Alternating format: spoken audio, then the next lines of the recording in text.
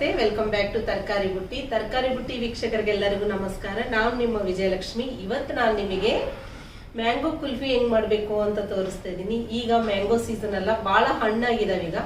ಈಗ ಮಾಡ್ಕೊಂಡ್ರೆ ಬಹಳ ಚೆನ್ನಾಗಿರುತ್ತೆ. ಅದು ಸ್ವೀಟ್ ಜಾಸ್ತಿ ಇರ್ತಾವಲ್ಲ, ಈ ಟೈಮ್ ನಲ್ಲಿ ಇನ್ನು ಬಹಳ ಚೆನ್ನಾಗಿರುತ್ತೆ. ನಾನು ಈಗ ನಿಮಗೆ ನಮ್ಮ ತರಕಾರಿ ಬುಟ್ಟಿನಿಂದ ಮ್ಯಾಂಗೋ ಕುಲ್ಫಿ ಹೆಂಗ್ ಮಾಡಬೇಕು ಅಂತ ತೋರಿಸಿ ಮಾಡೋಣ. ಹೋಗೋಣ ಬನ್ನಿ.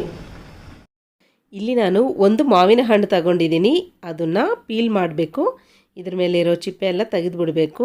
ಇದು ಬಂಗಿರಪಿಲ್ಲಿ ಮಾವಿನ ಹಣ್ಣು ಅಂತಾರಲ್ಲ, ಅದನ್ನು ತಗೊಂಡು ಪೀಲ್ ಮಾಡಿ ಆಮೇಲೆ ಇದನ್ನು ಪೀಸಸ್ ಥರ ಕಟ್ ಮಾಡ್ಕೊಳ್ತಾ ಇದ್ದೀನಿ. ಈ ಥರ ಪೀಸಸ್ ಕಟ್ ಮಾಡಿಕೊಂಡು ಒಂದು ಮಿಕ್ಸಿ ಜಾರ್ ತಗೊಂಡು ಮಿಕ್ಸಿ ಜಾರ್ನಲ್ಲಿ ಹಾಕಿ ನುಣ್ಣಕ್ಕೆ ರುಬ್ಕೋಬೇಕು. ಇದು ಕಾಯಿ ಮಾತ್ರ ಸಿಹಿ ಇರುತ್ತೆ ರೀ. ಇಲ್ಲಿ ನೋಡಿ, ಈ ಥರ ಮಿಕ್ಸಿ ಮಾಡ್ಕೋಬೇಕು. ಈಗ ನಾವು ಹಾಲು ತಗೋಬೇಕು. ಒಂದು ಪ್ಯಾನ್ ಇಟ್ಟು ಅದರಲ್ಲಿ ಒಂದು ಪ್ಯಾಕೆಟು ಅಂದರೆ ಅರ್ಧ ಲೀಟರ್ ಹಾಲು ಹಾಕಿದ್ದೀನಿ. ನೀವು ಫುಲ್ ಕ್ರೀಮ್ ಮಿಲ್ಕ್ ಇದ್ದರೆ ಫುಲ್ ಕ್ರೀಮ್ ಮಿಲ್ಕ್ನೂ ಹಾಕ್ಕೋಬೋದು, ಇಲ್ಲಾಂದರೆ ನಾರ್ಮಲ್ ಮಿಲ್ಕ್ನೂ ಹಾಕ್ಕೋಬೋದು. ನೀರು ಮಾತ್ರ ಹಾಕಬಾರ್ದು.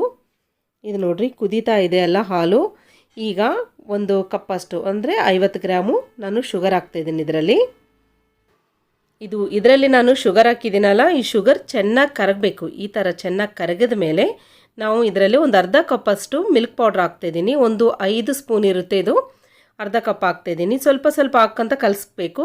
ನಿಮ್ಗೆ ಈ ಥರ ಹಾಕಿದರೆ ಗಂಟಾಗುತ್ತೆ ಅಂತ ಅಂದರೆ ನೀವು ಹಾಲಿನಲ್ಲಿ ಹಾಕಿ, ಸ್ವಲ್ಪ ಹಾಲು ತೆಗೆದು ಹಾಲಿನಲ್ಲಿ ಹಾಕಿ ಕಲಸಿ ಆಮೇಲೆ ಇದರಲ್ಲಿ ಹಾಕ್ರಿ.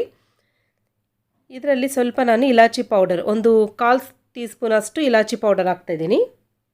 ಅದನ್ನು ಹಾಕಿ ಕಲಸಿ ಇದು ಹತ್ರಕ್ಕೆ ಬರಬೇಕು, ಸ್ವಲ್ಪ ತಿಕ್ಕಾಗಬೇಕು. ಇಲ್ಲಿ ನೋಡಿರಿ, ತಿಕ್ಕಾಗಿದೆಯಲ್ಲ, ಇದು ನಾವು ಸ್ಟವ್ ಆಫ್ ಮಾಡಿಬಿಡೋಣ. ಯಾಕೆಂದರೆ ಸ್ವಲ್ಪ ತಣ್ಣಗಾದ್ಮೇಲೆ ಇನ್ನೂ ತಿಕ್ಕಾಗುತ್ತೆ. ಇದು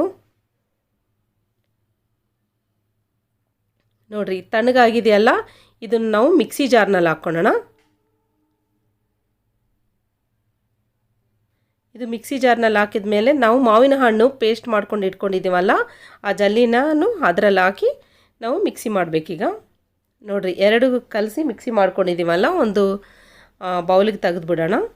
ಇದರಲ್ಲಿ ಬಾದಾಮ್ ಎಂದು ಗೋಡಂಬಿ 2 ನಾನು ಕಟ್ ಮಾಡ್ಕೊಂಡು ಹಾಕ್ತಾಯಿದ್ದೀನಿ, ಒಂದು 2 ಸ್ಪೂನ್ ಅಷ್ಟು. ನಿಮ್ಗೆ ಬೇಕಾದರೆ ಇನ್ನೊಂದು ಸ್ಪೂನ್ ಹಾಕ್ಕೊಳ್ಳಿ. ಎಲ್ಲ ಚೆನ್ನಾಗಿ ಮಿಕ್ಸ್ ಮಾಡಿ ಪೇಪರ್ ಕಪ್ಸ್ ಇರ್ತಾವಲ್ಲ, ಪೇಪರ್ ಕಪ್ಸ್ನಲ್ಲಿ ಹಾಕ್ತಾಯಿದ್ದೀನಿ. ನೋಡಿರಿ, ಇದರ ತುಂಬ ಹಾಕಿದ್ದೀನಲ್ಲ. ಈಗ ಇದರ ಮೇಲೆ ಸಿಲ್ವರ್ ಪೇಪರ್ ಹಚ್ತಾಯಿದ್ದೀನಿ, ಅಲ್ಯೂಮಿನಿಯಂ ಪೇಪರ್.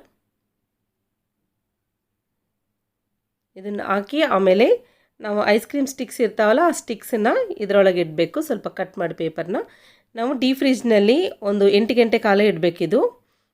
ಇನ್ನೂ ಏನಾದರೂ ಸ್ವಲ್ಪ ಲೂಸ್ ಥರ ಇದ್ದರೆ ಇನ್ನೊಂದು 2 ಗಂಟೆ ಜಾಸ್ತಿ ಇಡ್ರಿ. ನೋಡಿರಿ, ಇದು ರೆಡಿಯಾಗಿದೆ. ನಾನು ರಾತ್ರಿಯೇ ಇಟ್ಟಿದ್ದೀನಿ ಇದರಾಗೆ. ನೋಡಿರಿ, ಎಷ್ಟು ಚೆನ್ನಾಗಿದೆ ಮ್ಯಾಂಗೋ ಕುಲ್ಫಿ. ಭಾಳ ಟೇಸ್ಟೂ ಭಾಳ ಚೆನ್ನಾಗಿರ್ತವೆ, ಭಾಳ ಈಸಿಯಾಗಿ ಬಂದುಬಿಡ್ತವೆ. ನೀವು ಗ್ಲಾಸ್ನಲ್ಲಾದರೂ ಇಟ್ಕೋಬೋದು. ನೀನು ಐಸ್ ಕ್ರೀಮನ್ನು ಗ್ಲಾಸ್ನಲ್ಲಾದರೂ ಹಾಕ್ಕೋಬೋದು.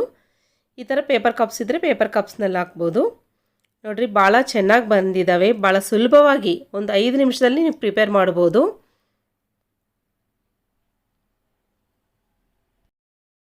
ನೋಡಿದ್ದೀರಲ್ಲ ಮ್ಯಾಂಗೋ ಕುಲ್ಫಿ ಹೆಂಗೆ ಬಂದಿದ ಅಂತ. ಮತ್ತೆ ನೀವು ಒಂದ್ಸಲ ಟ್ರೈ ಮಾಡಿ ನೋಡಿ, ಭಾಳ ಚೆನ್ನಾಗಿರ್ತವೆ. ಮಕ್ಕಳಾದರೆ ಭಾಳ ಎಂಜಾಯ್ ಮಾಡ್ತಾರೆ. ಇದರಿಂದ ದೊಡ್ಡವರು ತಿಂತಾರೆ, ಮಕ್ಕಳೇನು. ನೀವು ಒಂದ್ಸಲ ಮಾಡಿ ನೋಡಿ ಹೆಂಗೆ ಬಂದಿದೆ ಅಂತ ನನಗೆ ಕಾಮೆಂಟ್ ಮಾಡಿ. ಮತ್ತೆ ನಮ್ಮ ಚಾನಲ್ನ ಸಬ್ಸ್ಕ್ರೈಬ್ ಮಾಡ್ಕೊಳ್ಳಿ, ಲೈಕ್ ಮಾಡಿರಿ, ಶೇರ್ ಮಾಡಿರಿ. ನಿಮಗೇನಾದರೂ ರೆಸಿಪಿಗಳು ಬೇಕಾದರೆ ಕಾಮೆಂಟ್ಸ್ ರೂಪದಲ್ಲಿ ನನಗೆ ತಿಳಿಸ್ಕೊಡಿ.